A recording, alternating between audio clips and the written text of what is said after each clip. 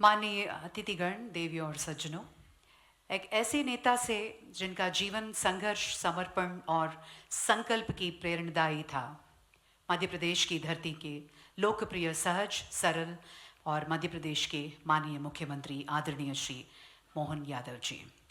आपके नेतृत्व में मध्य प्रदेश में विकास के नए आयाम, निवेश के नए अवसर और आम जनता के जीवन में सकारात्मक बदलाव।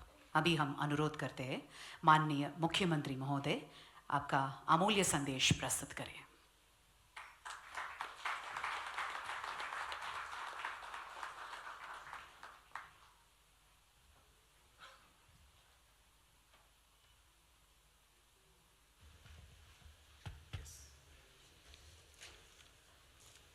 आज के इस कार्यक्रम में मंच पर विराजमान सीआईआई के चेयरमैन शिव प्रसाद रेड्डी जी,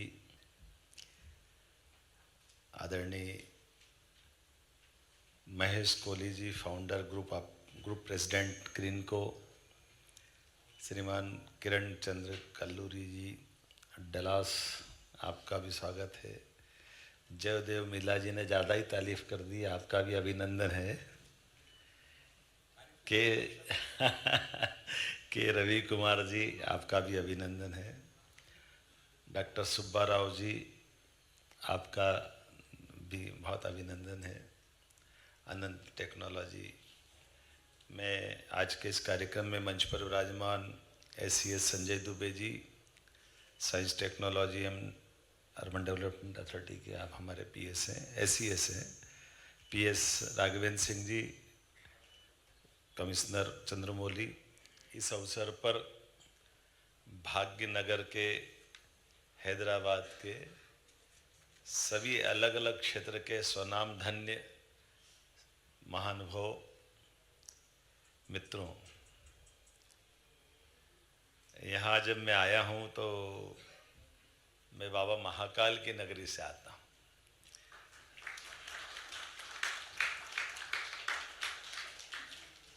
और यहाँ महालक्ष्मी की अलग अनंत कृपा है। वैसे तो मैं हीरा प्रदेश से भी आता हूँ। हमारे राज्य में, पूरे देश में एकमात्र राज्य प्रदेश है जहाँ हीरा निकलता है। और मोती आपके पास है तो हीरे मोती की जोड़ी भी हमेशा कभी भी जोड़ के ही बोली जाती है। ये अलग अलग करके नहीं देखी जा सकती। और आप सबकी भी मैं दिल से मध्य प्रदेश की ऊर्जा, संभावना, संकल्प लेकर आपका स्वागत करने भी आया हूँ कि मुझे मालूम है कि जिनसे मैं बात कर रहा हूँ वो स्वनाम धन्य अलग अलग क्षेत्र की अपनी अपनी बड़ी हस्तियाँ भी है, जो सभी दौर के, सभी समय में, सभी व्यवस्थाओं के अनुभवी भी है। और जब देश की तरफ देखने का मौका मिलता है कि ऐसा कौन सा नगर है जो समय के पहले देख ले, तो ध्यान में आता कि ऐसे नगरों में एक ही नगर हैदराबाद है जो आने वाले समय को पहले पकड़ लेता है, पहले से निगाह में रख कर के आने वाले समय के संकल्प लेके आगे बढ़ता है।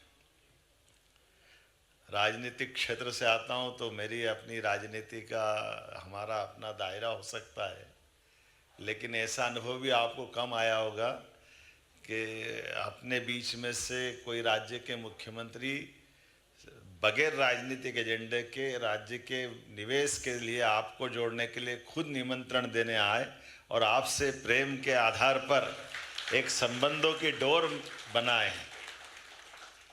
मैं अपने विभागों के सारे अधिकारियों का भी अभिनंदन करता हूं और ये खुले मन से स्वीकार भी करता हूं कि यशस्वी प्रधानमंत्री का ये जो शासन का समय चल रहा है, मैं तो क्या आप सब जानते और आप तो क्या दुनिया जानती है, आज का समय भारत का समय है।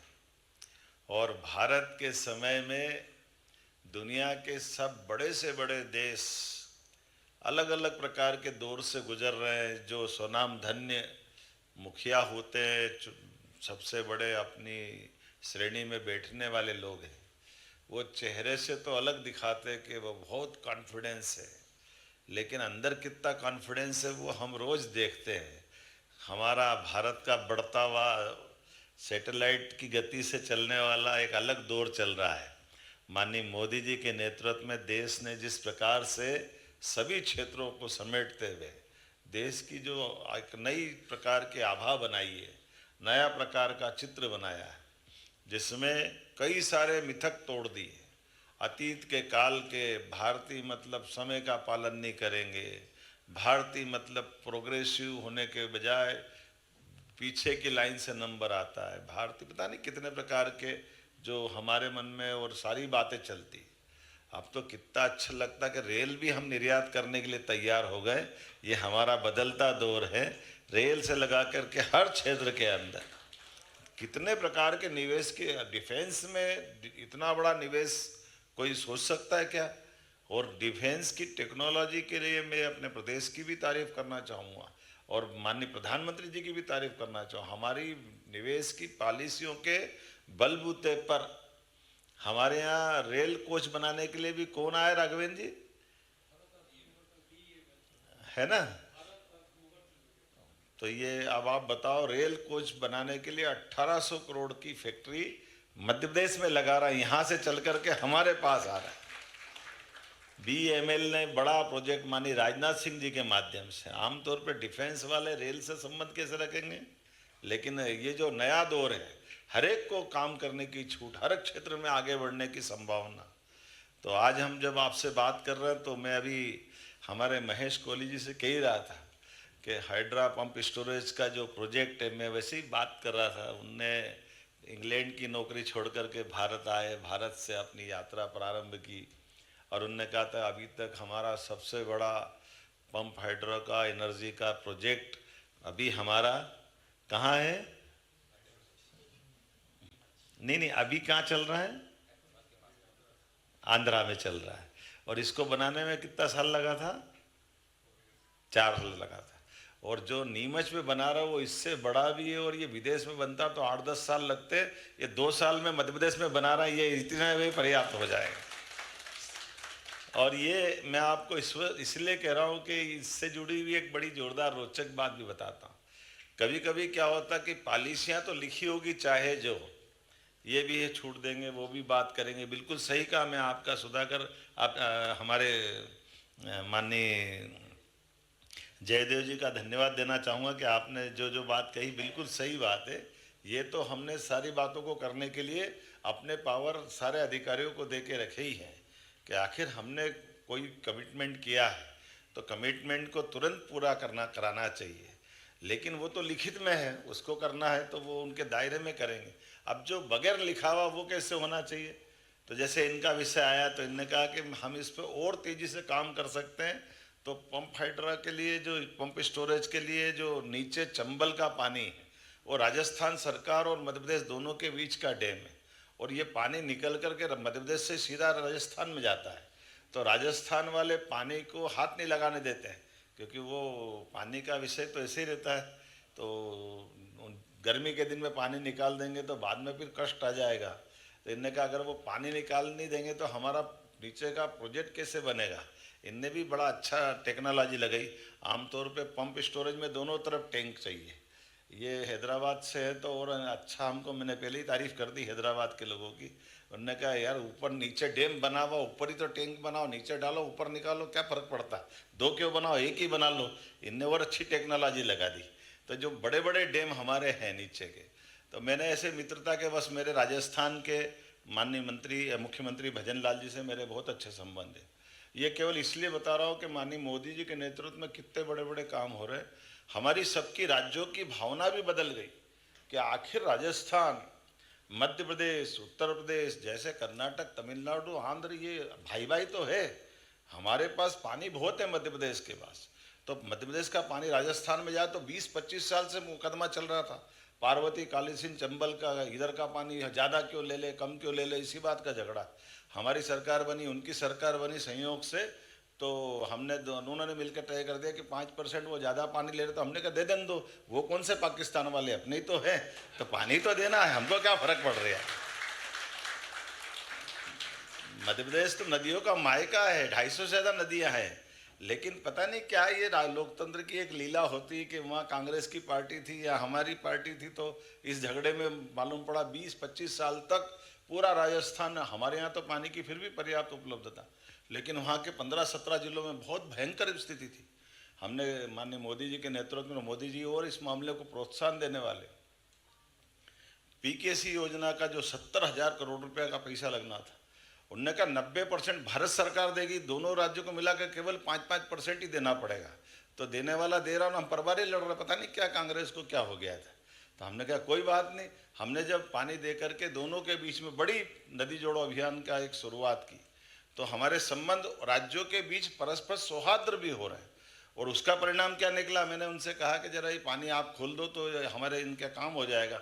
उन्होंने कहा ठीक है, कल से ही कर देंगे। उन्होंने बटन दबाया, 2-3 दिन में पानी खत्म हो गया, हमारा काम चल गया, परवार है तो काम हो गया। इनकी जो कठिनाई थी जिसपे हम 2-4 साल तक परेशान होते थे, और ये अगर राज्य के मुखिया है और मुखिया इस बात को समझ ले तो और क्या चाहिए, यही तो चाहिए। आखिर आप बताओ, ये बिजली बनाएंगे तो क्या घर में अकेले जला लेंगे? बिजली तो देश के काम आएगी, देश के सारे लोगों के काम आएगी।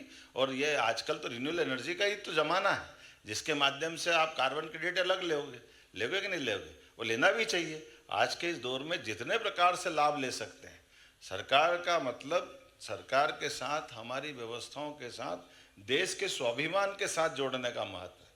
और देश के स्वाभिमान से दुनिया के सामने देश सिर तान करके सबके सामने खड़ा होता है।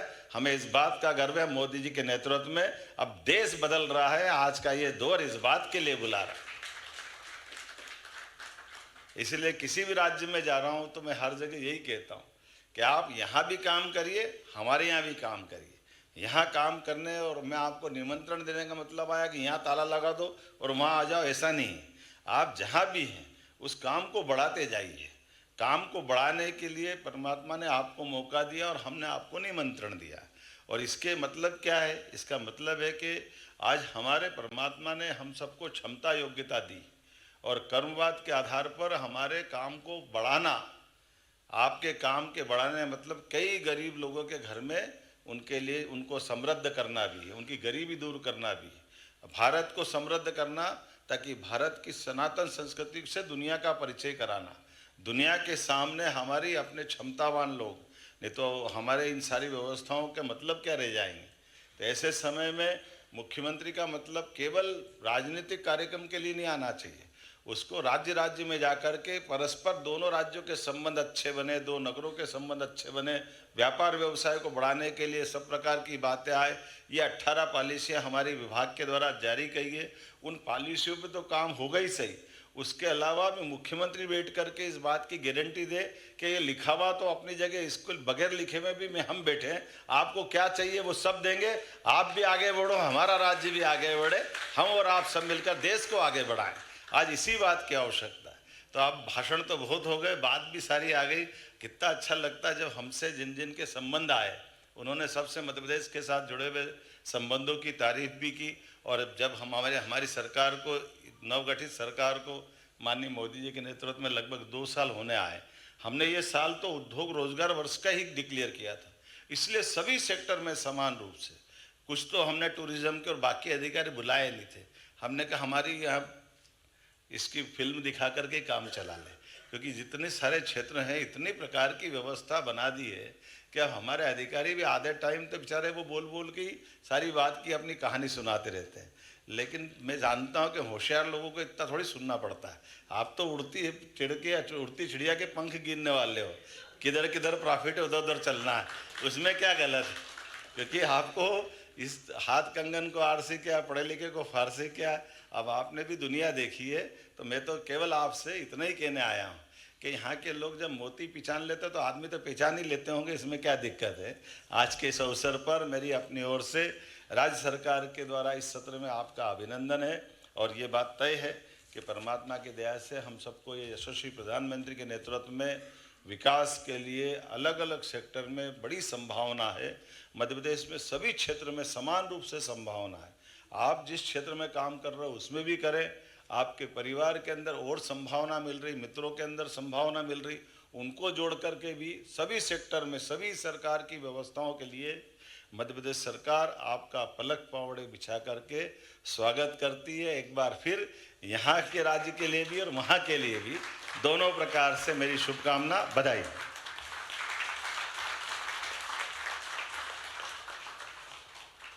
Dhanyawad, sir. Thank you. Thank you very much.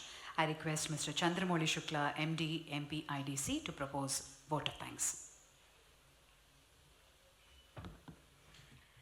Very Honorable Chief Minister of Madhya Pradesh, Dr. Mohan Yadav ji, respected dignitaries, industry leaders, partners, ladies and gentlemen. First and foremost, I extend my sincere gratitude to the Honorable Chief Minister of Madhya Pradesh for sharing an inspiring vision for industrial growth in Madhya Pradesh. Sir, your guidance sets a strong foundation for our journey towards making Madhya Pradesh a leading destination for investment. Sir, in last 1.5 years, you have made us work so hard that we have allotted 5,000 acres of land to the different industries and paid almost 7,000 crore as incentive to the industry in last 1.5 years only. I am also thankful to all the speakers who in this today's program with their insightful perspective and also speaking some good words about Madhya Pradesh. We deeply appreciate the effort of CII Telangana and its leadership, the entire organizing team, partner institutions, and all support staff. Most importantly, I thank all the participants for your time, engagement, and confidence in Government of Madhya Pradesh. With this, we conclude today's program with the hope to engage in a mutually beneficial relationship in the future. Thank you so much. Thank you, sir. Thank you very much. As a token of appreciation, Dr. Subbarao Pavuluri will now felicitate Honorable Chief Minister.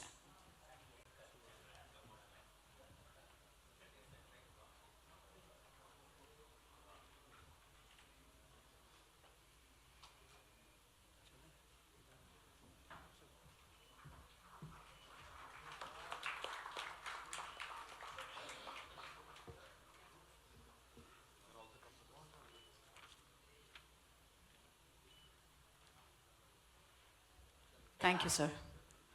Thank you very much.